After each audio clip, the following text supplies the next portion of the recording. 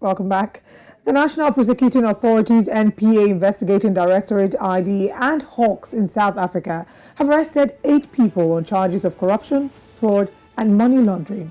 Now, amongst the 8 arrested is the former Eskom CEO Mashela Koko, his wife, stepdaughter, and the former South African Local Government Association Chief Executive Thabo Mokwena. The charges relate to a 2015 multi-billion rand contract between Eskom and Swiss engineering company Asea Brown Boveri around the construction of the Kusile Power Station near Emalahleni in Mpumalanga.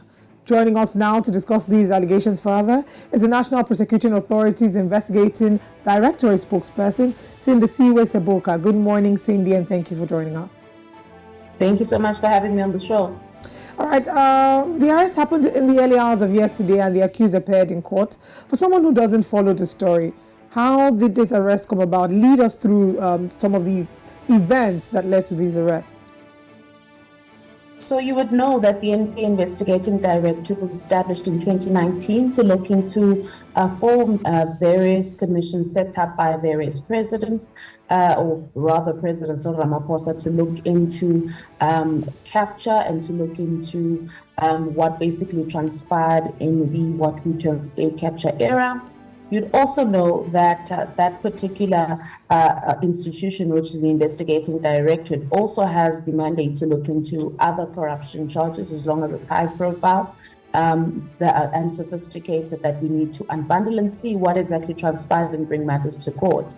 But this investigation started or preceded the Investigating Directorate. It started with the Hawks in 2017, looking into Eskom and why Kusile Power Station had taken so long to be established, because you know that Kusile Power Station is one of those infrastructures that was supposed to assist the country with the issue of load shedding and to basically be able to provide more and more electricity for the country.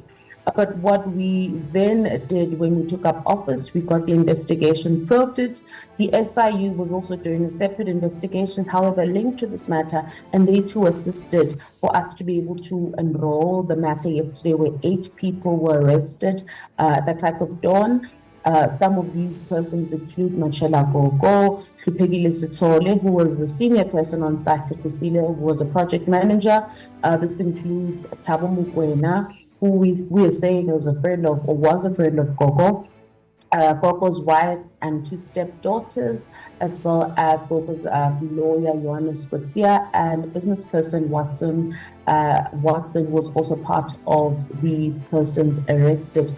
But just to sum it up, it's about 2.2 billion rand of a component of the building, which speaks to the control and instrumentation of the building of Kusile Power Station. We're saying the 2.2 billion that was that contract that was awarded to ABB in 2015 was awarded by because of undue influence that was used to basically give them that particular contract. Well, Cindy, some of the people mentioned, include family members, his wife, I believe, and stepdaughter. Can you help, put us through how they are connected to the crime? Were they also, staff at Eskom? Did they have any relationship with the company? What's their link with all of this? So there's 4 aspects to this particular matter. So there's the main awarding of the contract to ABB.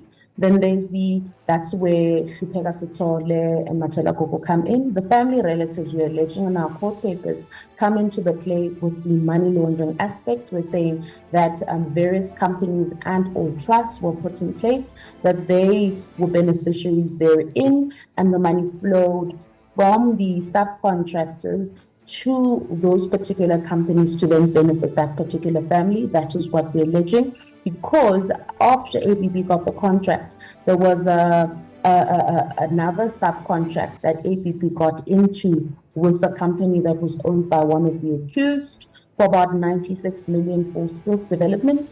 We're saying a tranche of that money was supposed to then go to the Mashela Koko family, didn't. Another variation contract took place, amending the 2.2 billion for other side contracts that were set in place for ABB to benefit, where another set of money laundering companies were then instituted, or avenues where the money then flowed, we're alleging, to the Koko family and the various family members. This arrest, of course, the former Eskom CEO's arrest comes in the wake of a criminal investigation into alleged corruption that has spanned several years. In fact, the matter first started, of course, in 2017 when Eskom reported the matter to the South African Police Service. What has delayed the investigation thus far? I can tell you off the bat that complex corruption matters do take years. Sometimes they can even take decades, just at investigation stage, before they can even see the light of a courtroom. So it required multi-party, multi-agency in within law enforcement to basically get this matter to be enrolled. Like I mentioned, the work started in 2017. The investigating directorate took over using secondees. We basically get some of on-duty arrangements, some of the Hawks personnel to work with us. The SIU, through their investigation powers, also assisted to get various or one or two reports.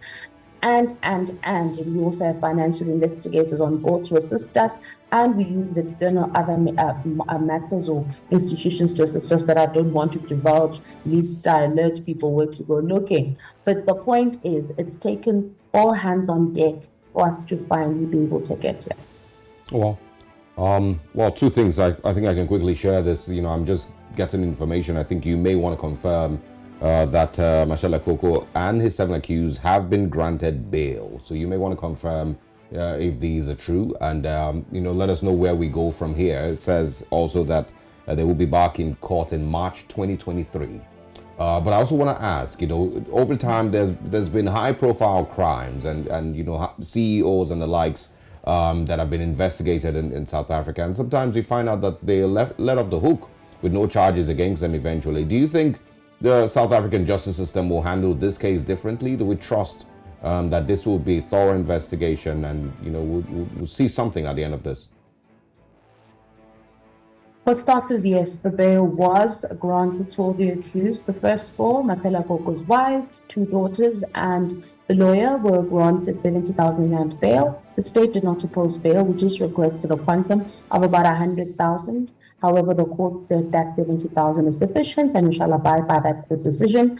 The second tranche of accused, which are facing Schedule 5, which is a higher schedule of offences, we had requested about 300,000 for some, 500 for Matela Koko. We were only granted 300,000 for all of the accused. They got bail yesterday night around 7. And they're now going to return to court on the 23rd of March 2023. What happens now is that in the interim, we're going to continue with further investigations into the matter. We're going to then be liaising with the legal representatives about moving forward, about what it is they require in order to best prepare their defense. What will then also transpire is that they will then be furnished with the charge sheet for them to know exactly what it is they are facing and to basically wrap around their heads about what they essentially would like to plead, whether it's guilty or whether they'd like to fight us tooth and nail, which I expect the latter. In terms of your second question about how you've seen various persons being brought in court to answer to a different set of charges, what happens is that South Africa's constitution, you would know, is one of the best in the world. So we have to abide by it. Persons have a right to come to court and they have a right to legal representatives and they have a right to want to challenge any charges brought against them. If they feel that those charges are baseless, we will let them do so, and that's what will then happen. The NPA are dominus litis, meaning we are the main litigants in these matters. So we will always back our investigations and our prosecutions throughout. However, it's for the courts to then make that determinant at the end, because the justice system, as you rightfully said, is multi-pronged. The NPA are just dominus litis. We're just prosecutors bringing matters to court and fighting to ensure that people are convicted. However, it's for the courts to then make those determinants. I guess we'll have to wait on the court then, and we'll keep following up with this story. Sindisiwe Seboka, thank you for your time this morning. Thank you so much.